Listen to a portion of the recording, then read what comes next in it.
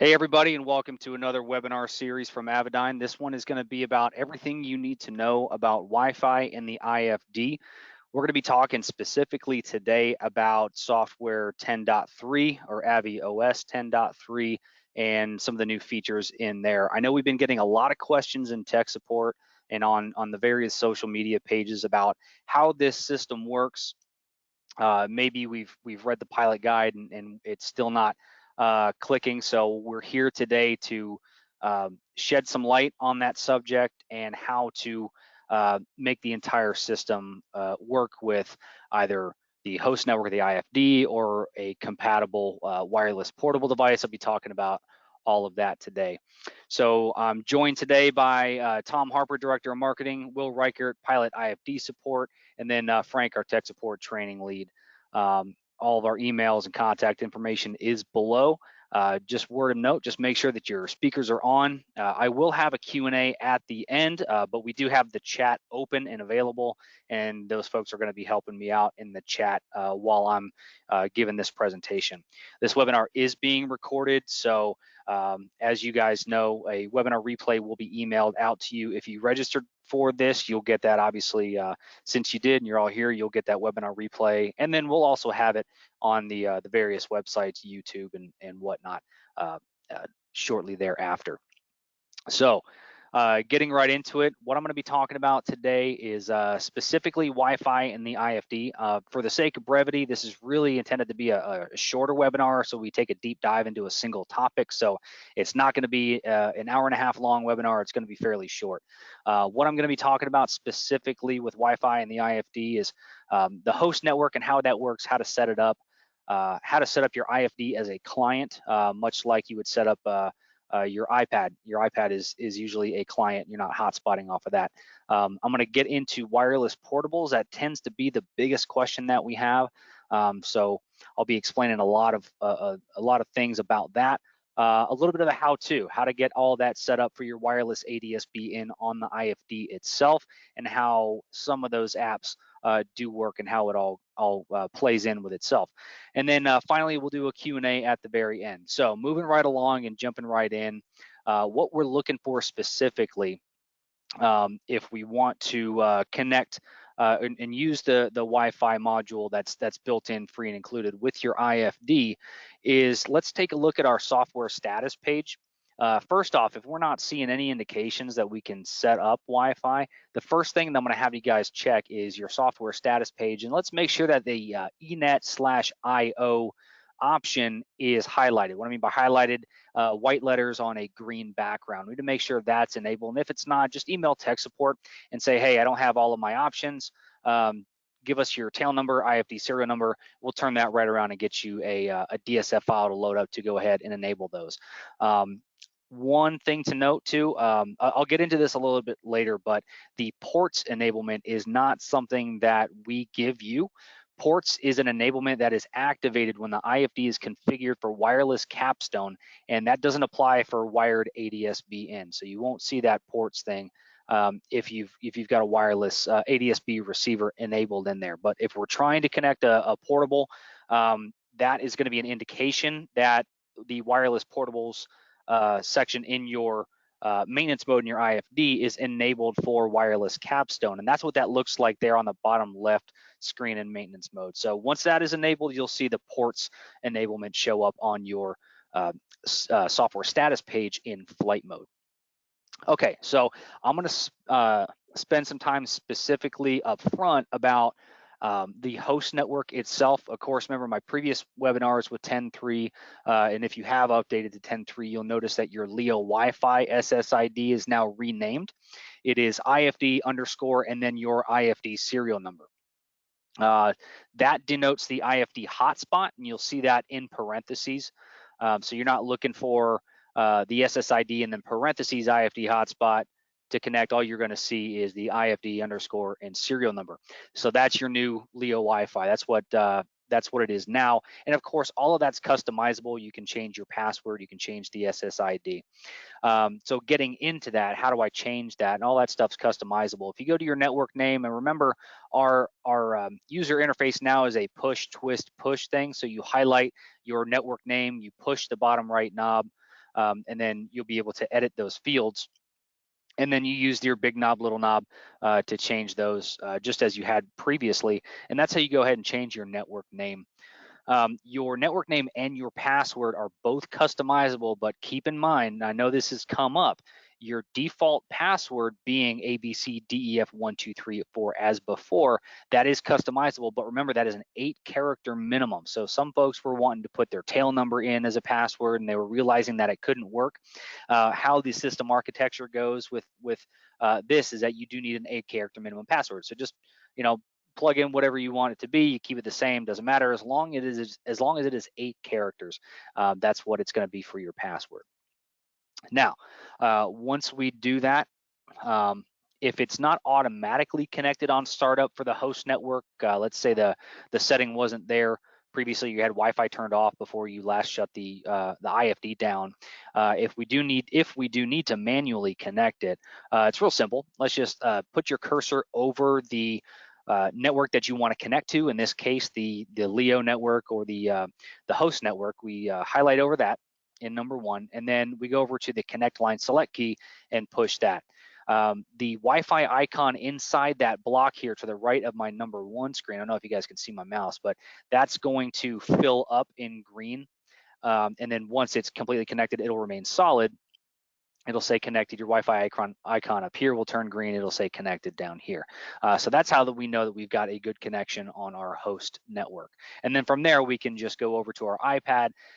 Now that's sending out its host signal, if you will, and then we can connect our iPads to it just like we would connect to any other Wi-Fi network with our iPad. Why would we do that? Well, a host of other apps, right? We can use that for our IFD 100 app and then a host of other third-party apps. We do make our SDK, our software development kit, available to third-party app developers.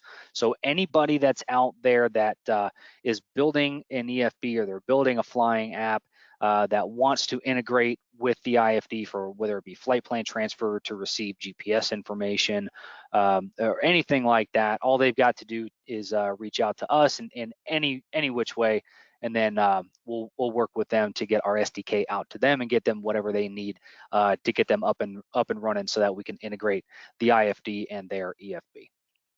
So moving right along. Back to connecting Wi-Fi and the IFD. And now I put this here because it's really, it can apply to both spaces, whether it be hardwired connections or a portable device, right? Anytime that we connect a device for the first time, you're going to see this. Now this is new with 10.3. You'll see this connect request. It's a green cast message that you're going to see pop up. Once that shows up, you go down to the devices tab under the setup menu, and you're going to see those devices that have tried to connect to the IFD, but then the IFD has blocked it for security reasons, for safety reasons, right? The first time that you connect, it's going to show up as blocked, and what you've got to do is just change that to one of the various selections. You can do once, never, always. If we want it to connect all of the time, every time we boot it up, we're going to go ahead and set that up for always. Now, those could be for iPads. Those could be our portable devices. We're going to set that to always so that next time we boot up the IFD, it's going to show up. Now, how this works with a host network on the IFD and with a wired device, well, it's essentially working just as it had previously, okay? If we have a wired certified ADSB receiver, Skytrax 200, FreeFly Ranger, Lynx NGT 9000, GTX 345, we're getting wired traffic and weather into the IFD. Through that host network connected to our iPad, it's going to send over that ADSB traffic and weather that the IFD is receiving. And then you can also do flight plan transfer and control to other EFBs or other apps like ForeFlight, IFD 100, a bunch of other apps like that. One thing that is very important to remember, though, with this setup is you have to tell it. Now, it does default to this, but if you're having any issues, hey, I'm not getting traffic and weather on my iPad, but I have a wired connection and my Wi-Fi is on. Under the devices tab in your setup menu, you should see ADSB over Wi-Fi. Now that selection, that ADSB over Wi-Fi selection is only going to be available in your setup menu if you have a wired ADSB source configured in maintenance mode. So if we have a portable, we have a Stratus 3, a Stratux, or a Level Bomb, and we're trying to get traffic and weather, and you're looking for this ADSB over Wi-Fi selection, and you are properly configured for a wireless portable, you will not see this, right? Because that is because now the IFD is a listening device. ADSB over Wi-Fi, you turn it on or off because that's when the IFD is a sending device, and you are sending ADSB data from the IFD over Wi-Fi to your iPad, and you can turn that on or off, right? So if we have a wireless portable, you will not see this. If you do have wired devices in there configured, you will see this, and you'll be able to turn it on and off. So I hope that kind of clears it up a little bit. So moving on to IFD 100, there's something that I wanted to specify in here and kind of remind folks about when you're using IFD 100 and you're having some issues with Wi-Fi ADSB. This is a screenshot. If you've ever seen my connecting the iPad to the IFD webinar, it is available up on YouTube. I take kind of a deep dive into that, how to download IFD 100, how to get everything set up with your databases, how to connect it. It is built for 10.2.6. So we will be coming out with a new connecting the iPad with the IFD 4.10.3 very shortly. But this is from that webinar and that slide deck. So Wi-Fi ADSB support is something that's found in your IFD 100 setup menu. You go to your settings in your iPad, you find the app, and then you scroll down and you can adjust some of those settings specific to your installation. Wi-Fi ADSB support is something that you can turn on or off depending on your installation specifically. So if you have a wired ADSB receiver, Skytrax 200, Lynx, or something like that, you leave that switch off and ADSB weather and traffic is going to show up. If you want ADSB traffic and weather onto your IFD 100 from a portable device, we're going to turn that on. Okay, so again, if you're having issues, you've got a portable device and you're not seeing your traffic and weather on your IFD 100, let's go to the settings on IFD 100 to make sure that it is turned on for a portable and off for a wired device.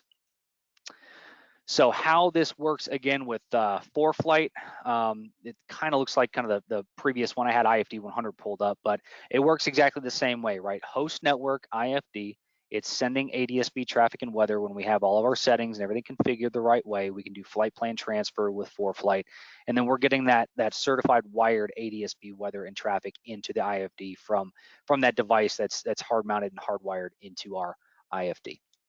Now, what if I don't have a certified ADSB receiver? What if I don't have a Skytrax or a Lynx or a GTX 345 or a 330 ES or something like that? But I've got a portable, right? So we're going to set up the IFD as a client. The architecture and how that's set up is a little bit different. I'm going to show you guys exactly how to set that up, at least on the IFD side, and what those settings should be on the IFD. We set up the IFD as a client because now we are connecting to the host network of whatever portable that we're using, right?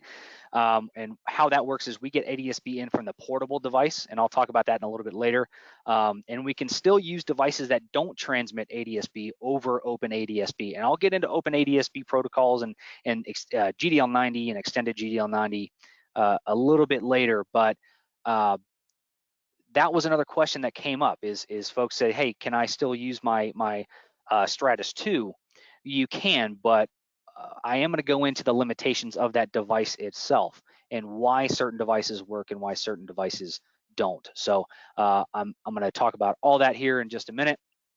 But with those devices that don't send out Open ADSB, you're still going to get your flight plan transfer just like you did before. It's going to be no different. Just connecting is going to be what's different, right? You're still going to see all the same things, but that stuff's going to be limited to whatever apps that you were seeing it before on your iPad. So if it doesn't send it out over that certain protocol, you'll still see it on the iPad, just not on the IFD itself. Okay, so let's say we want to set up the IFD as a client. We want to connect to our wireless device. The first thing that you want to do is turn on your Stratus and then turn on the IFD. We did have a ticket come through. I was talking to some guys on our Avidyne Pilots Club Facebook page not too long ago. They were asking about this. They're saying, hey, before I was able to turn on my IFD and it would find my Stratus. Now it doesn't, right? We just got to make sure that that Stratus is turned on before we turn on the IFD, because if it was configured on your Stratus network or your Sentry network when you shut it down last time you flew, it's going to be looking for that again. So, and it's not going to find it, obviously, if that thing is not turned on. So let's make sure it's just turn on the portable before you turn on the IFD. And that's all we have to do there. It finds the network, it connects, and everything is all good there. So just like we connected to the host network previously, if it doesn't, or if it hasn't automatically connected, or if we're doing it for the first time, once we have that on and it's finding that portable in that network section, we're going to hover over it. We're going to put the cursor over our device that we're trying to connect to. In this case, I've got a Stratus 3. And then I'm going to hit the connect line select key. It's the second from the bottom, just above presets and underneath my user profile. And then same thing, it's going to give it some time, and then it's going to connect as well. You'll see your green Wi-Fi icon, and that's how we connect it there. All right. Now, how all that works is once we do, and we have that, and we can see the icon on the left side of the picture there where my Stratus 3 is now connected, that's what it looks like. Okay. In this setup, I'm sending GPS position and flight plan information to my iPad in my compatible apps, and then my compatible ADSB receiver, my portable, is sending that ADSB traffic and weather to my iPad. What that does is that allows the IFD 100 or 4-flight, that's getting the GPS position from the IFD, and then we're doing flight plan transfer while still getting ADSB traffic and weather from the Stratus 3. Another way to put this is essentially another version of that, how the architecture works, is whatever wireless receiver that I'm using is essentially just it's sending out ADSB traffic and weather into the ether, right? And whatever's listening is now picking that information up. So in this case, I've got my iPad and my apps pulled up. That's a client to the host network. In this case, I've got a level bomb here. And then on the left side, the IFD is also set up as a client. So both of those, the iPad and the IFD, are receiving their own traffic and weather from that host device. So in terms of traffic and weather over ADSB, the IFD and the iPad are not talking to each other, at least for that. What they are talking to each other on is GPS position and current flight plan information going to that app. And then from the iPad over to the IFD, it's doing the flight plan stuff as well. And then if it were IFD 100, it would be IFD 100 control. And that, of course, goes back to the IFD and then the iPad. So that's how the system architecture typically works. Now, we've got some questions here about previous devices, some older devices. Does my Sentry work? Well, yes, it does. This is my personal 4-flight Sentry. I've had it for years. And I've got everything to connect there, but we need to understand the limitation of 4-flight Sentry devices. I'll get into that a little bit later, but we use a different protocol than what this Sentry kicks out. Now, that does not mean that we can't still do flight plan stuff. We just won't be able to show traffic and weather from the Sentry on our IFD. You will still get 4-flight Sentry traffic and weather on 4-flight, as you did before. So essentially with 10.3, you're going to see nothing different if you have a 4-flight Sentry. You're still going to show it on your iPad. You're still going to be able to do flight plan transfer. Nothing changes with you Sentry owners with 10.3, okay? And then that's just what you would see in the devices tab on 4-flight on the right side. So again, Sentry is a proprietary extended GDL90 protocol. That's why we can't do the traffic and weather over the industry standard GDL90 protocol. So again, another shot of that. Everything works great. I've got IFD 100 pulled up. My Sentry is doing its thing. I can still do flight plan transfer with 4-flight, but all my traffic and weather, of course, because Sentry is a 4-flight only device, and it works great with 4-flight. that it's limited to that with that device. Okay, so a lot of folks have been asking me about wireless ADSB displayed on the IFD. How do we do that? This is just a few screenshots from our Avidyne customers on our Avidyne Pilots Club Facebook page. A lot of folks asking about, hey, will this work with that? Can we integrate this and that? So hopefully I can put a lot of this to bed and explain a lot of this here. So how the IFD works with wireless ADSB in is it will receive it from a wireless device if it sends that data over Wi-Fi, not Bluetooth. So if you've got a GDL 50 or 51 and you're hoping to see it on the IFD, it's not going to happen. If you're still using those devices for your iPad, great. It's just not going to come in onto the IFD itself. Okay, that data is sent over and received to the IFD via the wireless capstone protocol. Now there's a couple of names for that. You'll hear standard GDL90. When Aperio released the Stratus 3, they named it Open ADSB. Those are interchangeable terms and they all mean the same thing. Wireless capstone, standard GDL90, and Open ADSB are essentially the exact same thing. A little bit deeper dive to our technical folks. That is UDP, or Universal Datagram Protocol, over port 4000 is how that information comes over into the IFD. So if you have a compatible device that sends it out in that manner, then the IFD will receive it and display it on the map itself. So I'm seeing a lot of questions here in the chat. Hey, does this work? Does that work? So I made a little bit of a table for you. Now this is not an inclusive an exclusive list, right? This isn't everything out there. These are just the things that we have tested personally and we know will work with our system. Okay, so as far as the green column, those are your wireless capstone devices. That is what's going to give you flight plan transfer and wireless ADSB into the IFD itself on the screen. So we've tested and we've got the Stratus 3, Stratux devices, then of course all the level products, the BOM, the iLevel 3, the AW, great products there. Now those devices that are not wireless capstone, that operate on an extended GDL90 protocol, or at least not Open ADSB, that will still give you flight plan transfer, but just not ADSB on the IFD, but will still give it to you on the iPad, are your Stratus, your early gen Stratus, your Stratus 2, and then all models of the 4-flight Sentry will still work flight plan transfer. You just won't get ADSB traffic and weather on the IFD itself. And then of course, anything that's Bluetooth will not interact at all with the IFD. So if you're still getting that on an iPad, then you can certainly do that. But because they are Bluetooth and we do everything over Wi-Fi in terms of ADSB, you just won't see that on the IFD itself. Now, I know that this isn't a list of every device out there in the market. So that just means that we haven't tested it, or we don't know if it works or not. And there are some things we're still working with specific devices. We get a lot of customers that have questions about Sky Echo and things like that.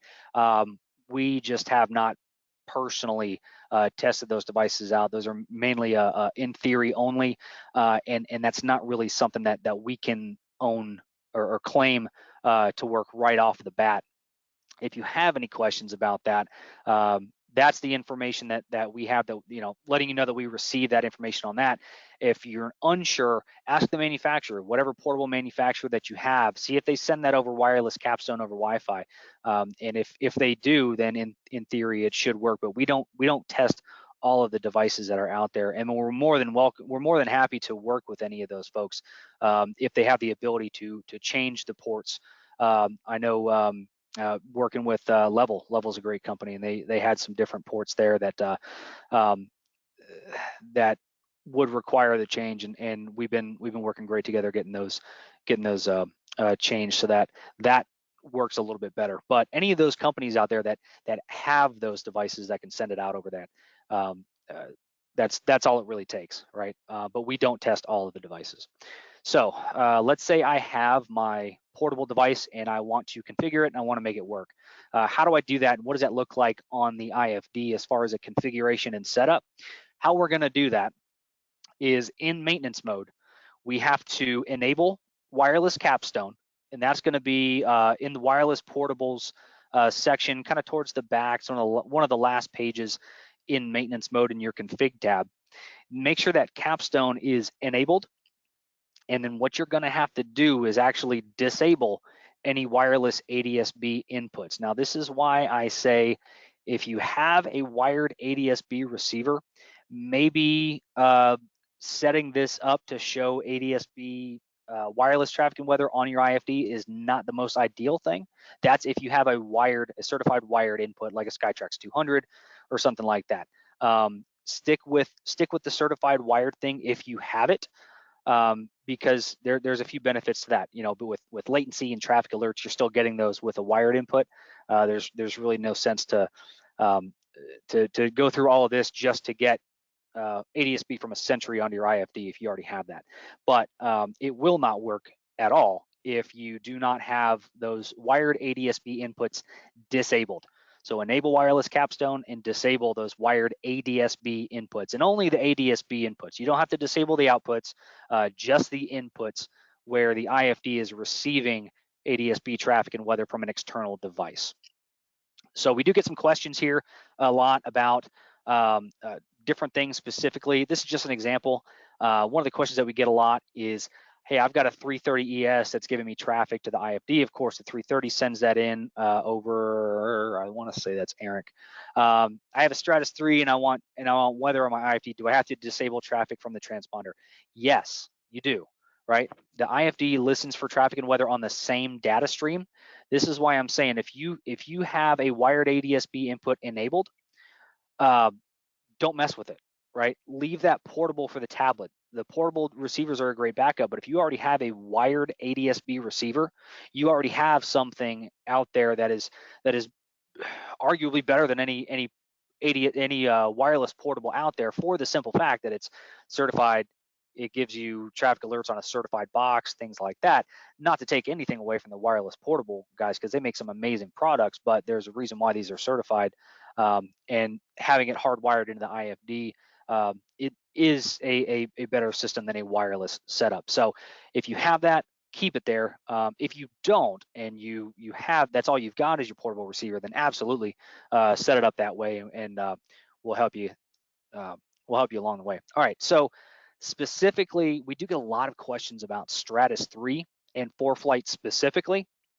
So I do want to expand on that a little bit. I know some folks are getting some, or they're asking us, hey, how do I get this to work? It works on ForeFlight, but it doesn't work on the IFD.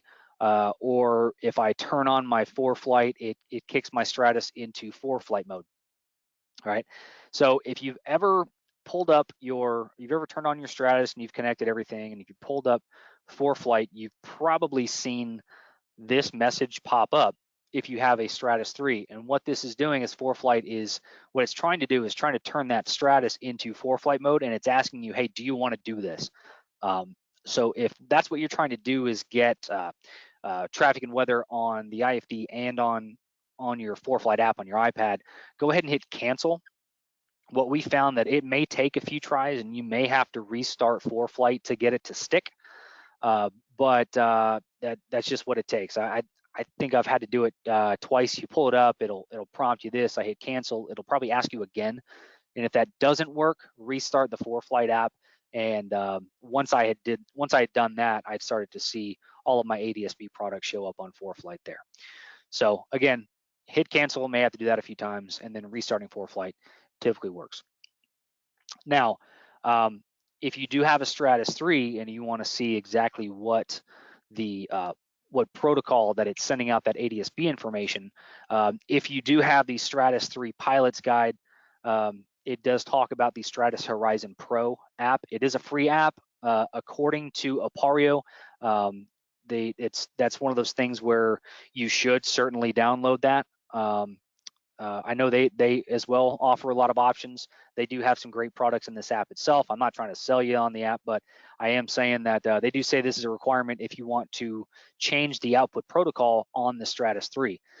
The ability to switch this into OpenADSB or not is all done through the Stratus Horizon Pro app. Go ahead and download it, and that's how you can verify that it's in OpenADSB mode, which is what we listen for in the Stratus 3. So that's where you would see that there. And that's what allows the Stratus 3 to work with all of the other aviation apps that aren't using the extended GDL90 protocol.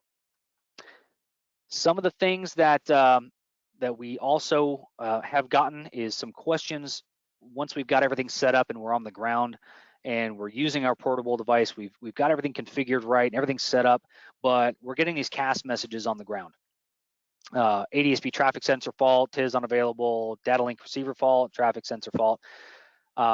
These, if you are configured for a wireless portable, these are actually expected messages, because keep in mind that we're not receiving anything from the ground station in most cases if we are on the ground. ADSB from a ground station is unreliable at best on the ground or under 1,000 feet or whatever, 3,000 feet, depending on line of sight, terrain, and all that stuff. So I don't expect that to be reliable on the ground, and I do expect to see these messages if you are configured for a wireless portable on the ground. That's completely normal. All right. Now, why is that? Your device isn't picking up the ground station yet. Once you get up to altitude and you start receiving that, then it should go away. But the IFD is seeing the lack of data coming in over the traffic sensor, in this case, your Stratus 3, and it's advising you with these messages, hey, I'm not getting the data that I should be getting from this device that I am connected to, and I'm letting you know that. All right, so that is the purpose of those messages while we are at least on the ground. So folks, just like I said, this was going to be a short webinar, and it absolutely was. That was essentially it. I know we've got a lot of questions in the chat, and I'm happy to answer them. Will, is there anything that you have not been able to answer that maybe I can shed some light on? I'll open the floor. Yes, sir. So last question we got here was from Ricardo asking for future upgrades, minor releases within the 10.3 branch. Could an owner install that themselves? Sorry about that. An owner, Yeah, depend. if it's a minor, not like the major 10.3 update. I know there was an AMP sign-up required. If you are the owner of an experimental aircraft and you have the builder certificate for that aircraft, then yes. Okay.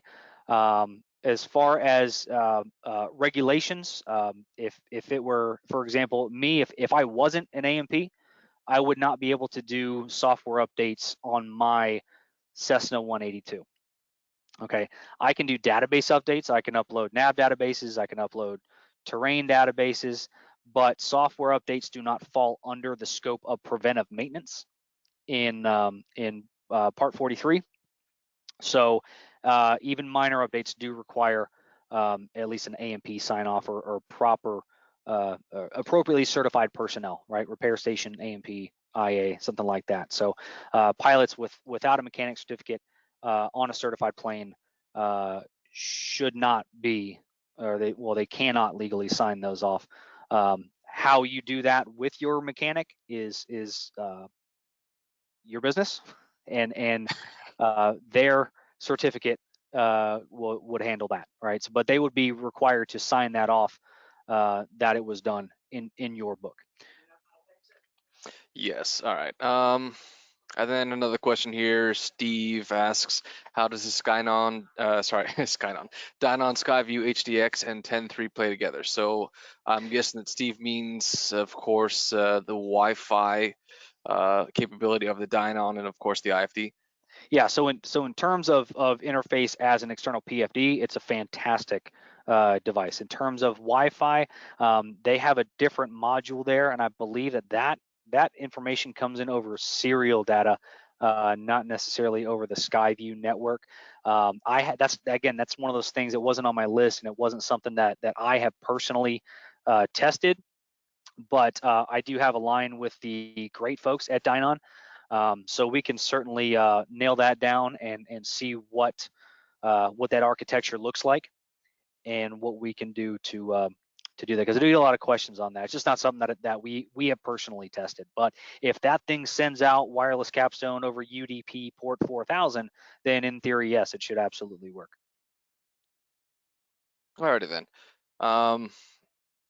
And it looks like right here also we have another question about 1090 areas only. So if the IFD, will the IFD report an error if the Stratus 3, for example, cannot see a UAT tower? Yeah, so in your pilot guide, you're going to see a couple of different cast messages and what they mean. You're most likely you're going to get the data link stale message. What that is a that should be a blue cast message because it's data link. It's going to be just an advisor saying, hey, I haven't gotten anything in. I haven't gotten a solid connection in 15 seconds or whatever the case is.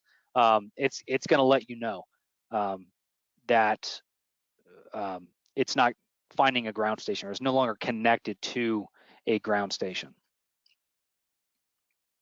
Awesome. And just one last question here, Srivanas. I know I've been working with you here. So he just says, just to confirm, does the wireless capstone config option need to be enabled to connect an iPad to the IFD for ForeFlight and IFD 100 connectivity? No, it's not. Yeah, that depends. That depends on what our, well, if we're doing wireless capstone from a wireless portable, Then then yes. if But if we're, there's no wireless portable involved, then no. yeah, then no, then everything's all the same. Are you currently working with Seattle Avionics to fix the traffic and weather issues with the FlyQ EFB? We've sent them our software development kit, so still waiting to hear back from the folks over at Seattle.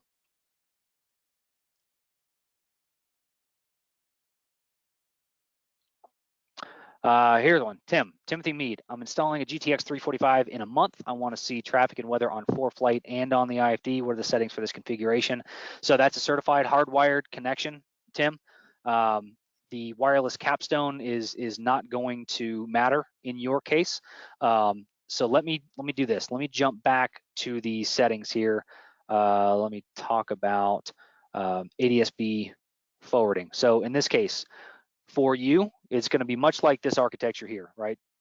You're going to have a certified hardwired receiver going into the IFD, sending traffic and weather. That ADSB over Wi-Fi, like I talked about, is going to be turned on.